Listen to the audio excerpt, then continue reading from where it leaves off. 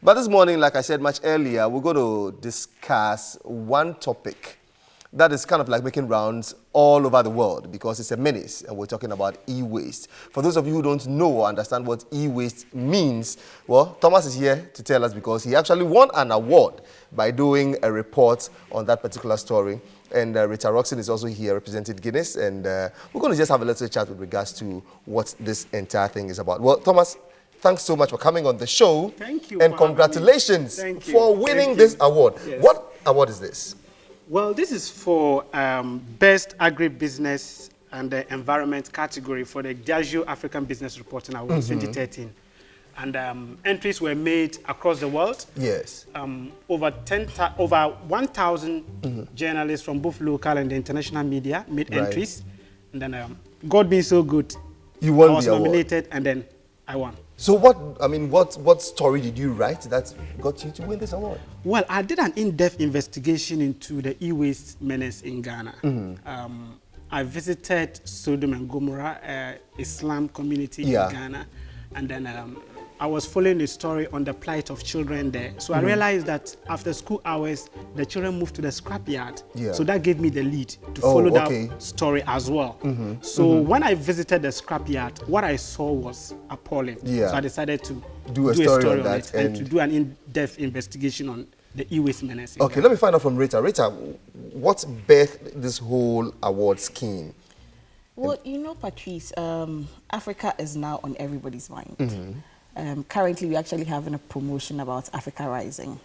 Diageo is very much interested in Africa. And we know that business reporting or business journalism is key to businesses developing in Africa. Right. So this award is specifically to reward excellent business reporting. Okay. Yeah, so it was started 10 years ago, and this is the 10th year. Wow. So far, we had 3 winners from Ghana. Thomas is our 3rd, and we are very excited. So that is about Dabra. I'm actually his life coach, so I'll take all the credit. And I think you can actually share his. Yeah, I'm taking it home from here. He's not going to keep it any longer. I'll give it to you. Yeah, but let's look at the critical matter here. Yes, e-waste. yes. What is the situation? What is the depth of e-waste in Ghana? What is the problem? I mean, how deep is it? It's deep. We have a situation where a lot of used electronic gadgets are streaming into the country. Yeah, talking about computers, fridges, TVs, fans, apart from the local ones that we generate. Right. Because, you know, as technology develops, the old ones are fading out. So because of that, we are generating huge piles of electronic waste. Right. How do we manage it? Even Ghana, we have a problem with managing normal waste.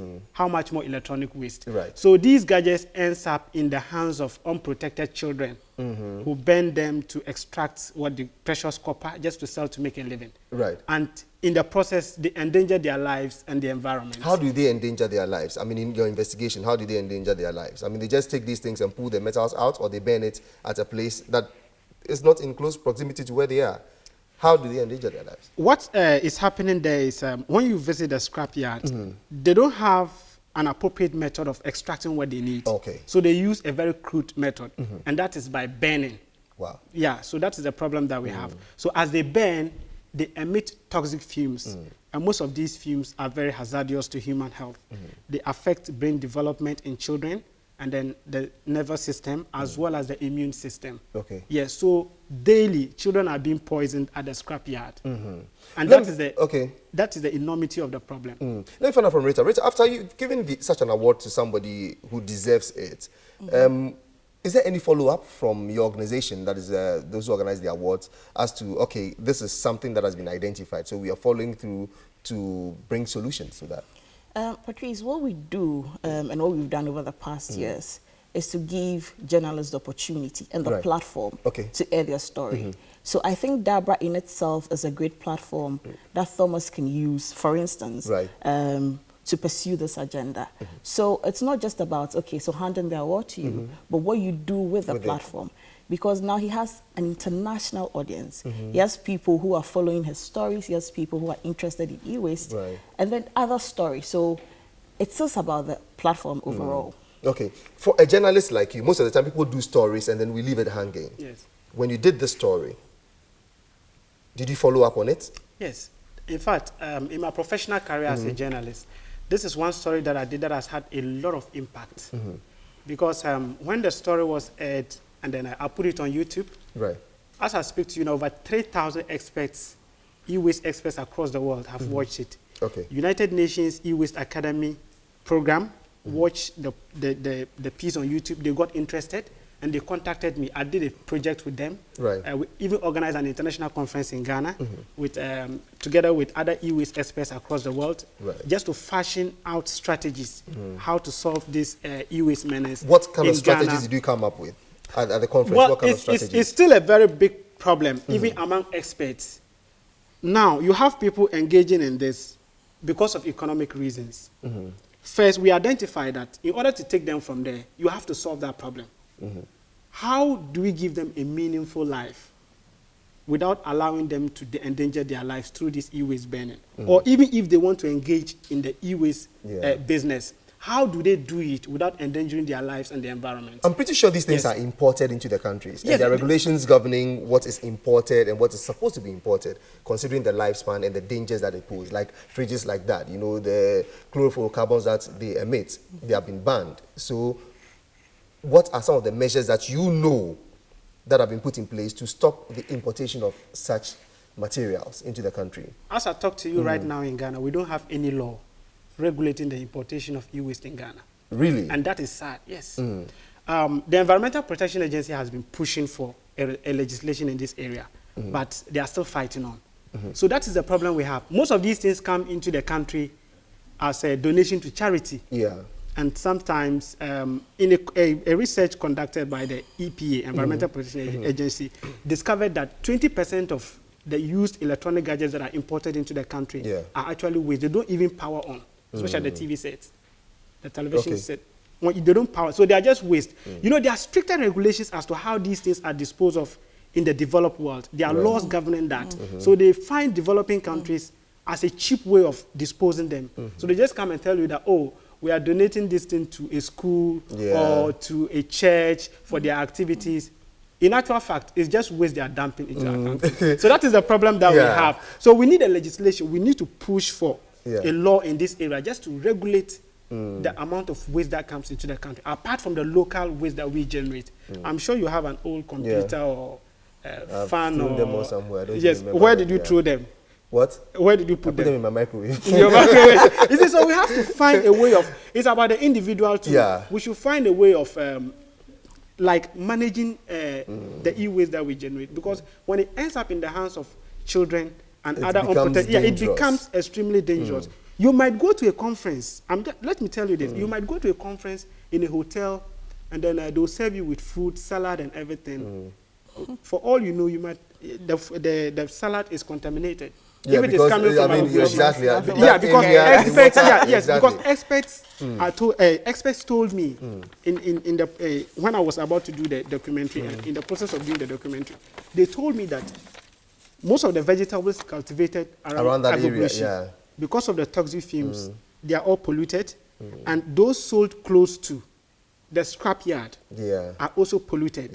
So people might buy, eat, and later on they'll be developing complications, and you will not understand where you are getting the e-waste as well. You eat e-waste. At least we are in trouble. So that is how serious. And unfortunately, my colleagues, I'm just calling on fellow journalists to take this issue up, because it's serious. It's not all about politics. All right, okay, let me tell you one thing. I believe that what possibly could be the issue is that those environmental journalists, those of you, you could write a paper and present it to the minister, the sector minister, so at least they can put a legislation in place to regulate the inflows of all these things. I mean, is it worth it? Can it be done? It's worth it, but you know the problem in this country. No, I don't want to know the problem. You know how I don't want to know the problem or the process. I want you to take it up. Yeah, you know how our process. For now, what I'm doing is to do my bit to help solve this e-waste problem. Exactly. And that is, I'm working close with, I'm in close collaboration with City Waste Recycling Limited. They are into e-waste management. Good. Yes, and we are setting up an e-waste academy. Are they in Ghana? They are in Ghana here right now. Fine. And we are setting up an e-waste village where we'll move all the people from the informal sector, train them as to how to remove the copper without necessarily burning them. Right. So that is what we are doing currently. We are not relying on government. You can't rely on government. So there's a way out. So there's a way. Let me find out from Rita. It's just one step. Yeah, let me find out from from Rita. Rita. Rita, I'm sure you should be very thrilled by the fact that you're able to get all these professional journalists coming up with good stories just to grace the award scheme. I mean, the platform. Can you describe the platform to me? Patrice, I wish I could have the right words to describe. One word I always use when I'm extremely thrilled is it was amazing. Okay. It was amazing because it was a platform where we had different journalists from across the world. This year, like Thomas said, we had over 1,000 entries. The first year Dabra was organized, we had about 35 entries. 10 years on, we had over 1,000 entries from across the world. Wow. It's not only Africa. So you're not only exhibiting your work, you're meeting colleague journalists who are doing from the top media houses in the world, throughout the world. So that is why Diageo, which is the parent company of Guinness Ghana Breweries Limited, is very excited about this. And we want Ghanaian journalists to exhibit their work. One thing I believe, like Thomas is very passionate about what he's talking about, I think we can do it. Right. I think most of the time we focus too much on politics, we focus too much on that is what thrives. That is what makes people get excited. Yes, but if you listen to what Thomas is saying, for instance, and he won in the agribusiness category and environment category, there are other categories. Even though, so it's not just about following what is trending now, what everybody will listen to. But what has meaning? But at the end of the day, he says something about salads. I mean, I like salads a lot. I know. I know you know, Patrice. So it goes beyond just today. These are platforms, these are people that we look for to reward, and we want people or more journalists to be involved. What is the criteria? What is the criteria, and what is the time frame? When are you supposed to submit, or when do you open nominations? So normally it is launched in February. So last year, for instance, or this year, because I deal in financial years. So this year we launched it in February. We did it with the GJA. We had their support to launch this. We'll be meeting them to present this award to them as well, just to show what one of their own had been able to achieve. So it is launched then, and the awards itself is in July. In July, okay. So, and it goes through a very rigorous process of selection. So imagine you have journalists from the very top media houses, and it has a panel of judges who really sits through. So it's not just about just filing any story, but it has to be one of the best. Okay, that seems to. So by now it's already been, people have already sent in their. So this is for this year. This is done. Okay. So we'll be launching again February next year. Next year, okay. February next year, and I will chase you for. Look, you don't want to know the story I'm going to put up. I will win. How many categories do you have? There are usually 10 categories. I will win 15. Because they would look for other 5 to give to me because of the potency. I really look forward to the story. The quality of the work. I look forward to the story. If this is my product, how much will you? Well, I look forward to that. Please do. I look forward to that. So Thomas, finally, you have something nice to say to us. You work with us here. I mean, we enjoy working with you here, and we've helped you to win this award. Yes. So I know what you're thinking in your head. Yes, just say something. I mean, on the whole, in general, what good feelings do you get from this, and where are you going to carry it on from here? Well, first of all, I would like to thank Diageo for recognizing my work. I think this is a significant feat in my professional career as a journalist. People told me I was doing well, but I didn't really consider that till I had this. I give you both flute every morning. That Thank you for your both flute. So this is, as she said, this is going to help me in whatever I do. Like the stories that I do, people will listen to me more. I will have a lot of attention and a lot of audience to push across whatever agenda that I want. And there's one thing that I believe in. Journalism should impact on society. It should change lives. Whatever story you do, it should change somebody's life, or it should add to knowledge. Somebody should watch the story and say, wow, I didn't know this. That is what we should do as journalists. That is good. Yes. You need to do that with passion. Yes, and you need to do it with passion and give it your all. You give it the very best. Because you might not know where it will end. It will end you, that's absolutely true. I never knew this e-waste story will end up in London, competing against top journalists from BBC, it was CNN, the first time Al in London. Jazeera. Yes, there's a footage on you and how you were behaving when you first landed in London. Oh, we'll show that one later on in the you program. can't do this. Really, we'll do that. But yeah, so let me just conclude. Quickly, first of all, I would thank everybody who has had an impact in my life. I know. In terms of training and all that. I would thank Varsat and for that matter MAP for giving me another opportunity here, and I hope to do my very best here, and then win more awards for Varsat. Hopefully next year. We're looking forward to that one. Yes. I mean, I'll win that one. You see? Yes, and then to thank Patrice and all the morning show team and the news team. They've been very supportive, and I'm so grateful for that. But I'm also putting together a program that would highlight some of these issues. Okay, so you're just carrying it further. So I'm carrying it further. I'm carrying it further. It's not just ending nice to tell us? Well, you can call it nice. You can call it nice. I think for us, in Ghana, Guinness Ghana is the only beverage company listed on the stock exchange. Wow, okay. And you can say that's why we have a lot of focus on business reporting, because how accurate you report reflects directly on your performance. So we need people who can analyze the figures, people who can... It's okay to have a show that everybody's shouting, but you also need a show that, or you need to report stories that people can sit anywhere in the world and make decisions about Ghana, about Africa.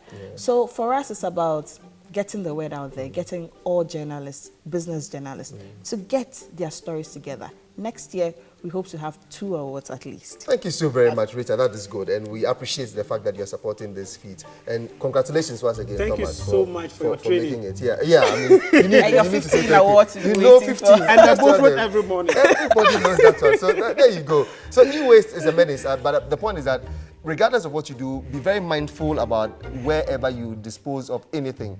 And I think those of you who are in, especially Parliament, you should see the story. You should take it to Parliament. They should see the story and then know that they have to get a legislation so we don't encourage people to be dumping e-waste in our part of the town.